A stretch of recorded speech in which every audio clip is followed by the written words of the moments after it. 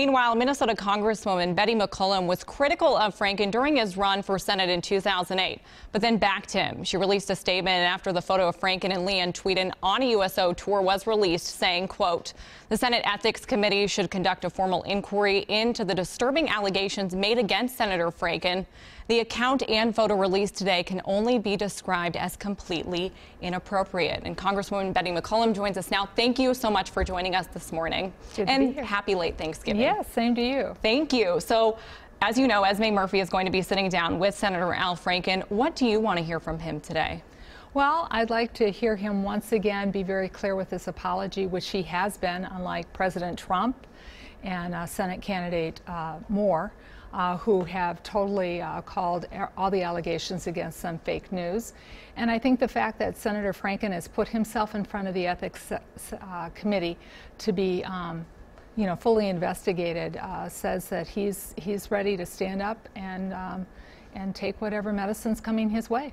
And now that 4 women have come forward and he released a statement saying, quote, he crossed the line, is that enough? At least admission of that, is that enough? Well, that'll be up to him and the Senate Ethics Committee. You know, he's the only person who's been, accused of any of these allegations who, in my opinion, offered any kind of sincere apology and put himself in a process where he will be judged.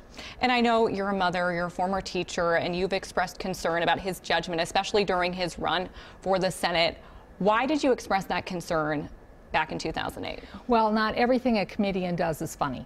And that's basically, I think some things are not funny, especially when it comes to women.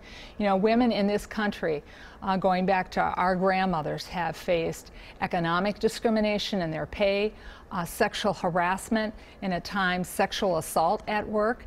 And this is something that's finally getting focused on. It's getting focused on in the media.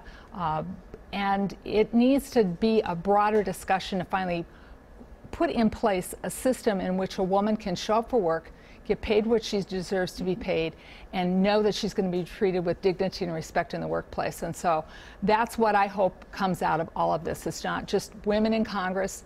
It's women all over the United States and around the world. And lastly, do you think he should resign? I think the fact that he's put himself in front of the Ethics Committee, there's a process there, and they're pretty tough, so we'll see what happens. All right, and on to taxes. The House passed a tax bill just before the Thanksgiving holiday, and every Democrat voted no, including you. So why are you against this? Oh, well, it's a terrible bill for Minnesota. So Minnesota right now is a state in which we collect revenue that goes to the federal government, and more of it's distributed back to other states than we see back here for our backlog of transportation, health care needs, and things right here in the state of Minnesota that money could be spent on. With the new Republican tax proposal, Minnesota families will be paying more to the federal government and even receiving less back. And so it's just a terrible bill for Minnesota, and it's not a good bill for the United States in general, and most economists say it's going to blow up our deficit. And 13 Republicans voted no. Colleague Tom Emmer said that basically he is standing up for Main Street, Minnesota. But I don't want to talk about taxes right now. I want to move on to your trip, because you just got back from a very eye-opening trip to Bangladesh and Myanmar. And you recently visited these 2 countries and saw firsthand the impact of the humanitarian crisis going on there. How eye-opening was that for you? Well, I've been to many different refugee camps.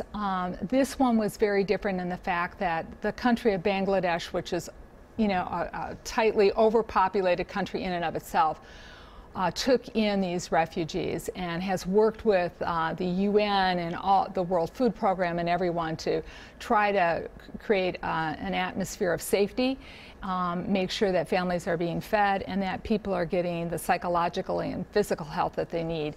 But we're going to see what they call the typhoon season, similar to our hurricane season, coming in, and that camp is going to be hard-pressed to be standing afterwards with all the horrific rain that's going to come.